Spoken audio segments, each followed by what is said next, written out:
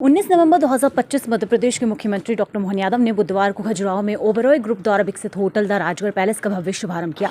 इस अवसर पर मुख्यमंत्री ने उपस्थित अतिथियों एवं नागरिकों का आत्मीय अभिवादन करते हुए कहा कि खजुराहो की पावन धरा को परमात्मा ने विशेष आशीर्वाद दिया है।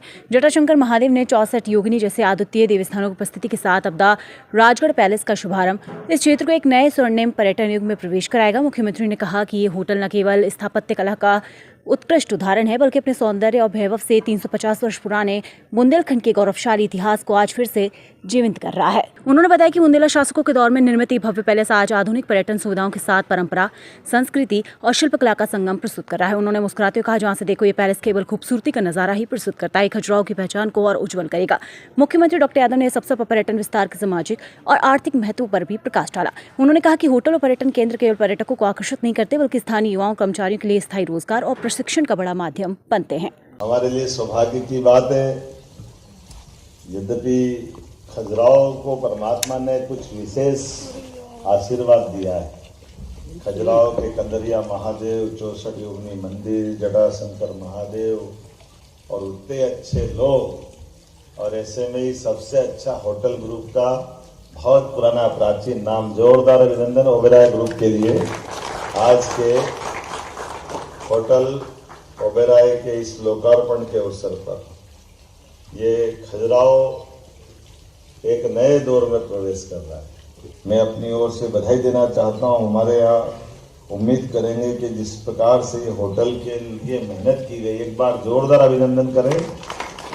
जहां से देखो वहां से एक अलग प्रकार का नजारा दिखाई देता। ऐसी अद्भुत कलाकृति और इतना हमारा ये एक तरह से मुकुटमणि की तरह दिखाई दे रहा मध्य प्रदेश का गौरवशाली उस अतीत के प्रश्न को जो 350 साल पहले यहाँ हिंदू बादशाह जो जिनके काल में बनाया गया है, चंदेलों के उस बुंदेलों की दौर में, यद्यपि छत्रसाल जी की ये राजधानी भी रही है।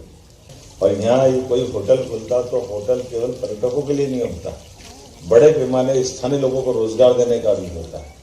60 से 70% लोगों को यहाँ रोजगार मिलेगा जो यहाँ काम भी करेंगे, और साथ ही साथ कई प्रकार की सब्जियां, दूध, फल, सभी प्रकार की चीज़ों से एक अपने व्यवसाय की एक नई दुनिया चालू होगी। मेरी अपनी ओर से पर्यटन की इस नई उपलब्धि की पर्यटन विकास निगम को, मंडल को, बोर्ड को, सबको बधाई। सरकार के नाते से हम सब आनंदित हैं। यशस्वी प्रधानमंत्री का जोरदार अभिनंदन करें श्रीमान नरेंद्र मोदी,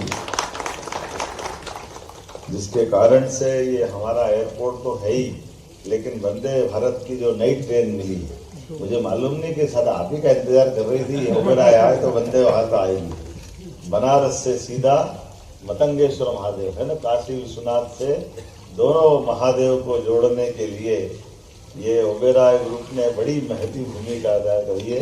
मैं आपको भी बधाई देना चाहता हूँ और आने वाले पर्यटकों को सीधे सीधे गंगा के उस तट से हमारे बुंदेलखंड के इस तट तक लाने के लिए।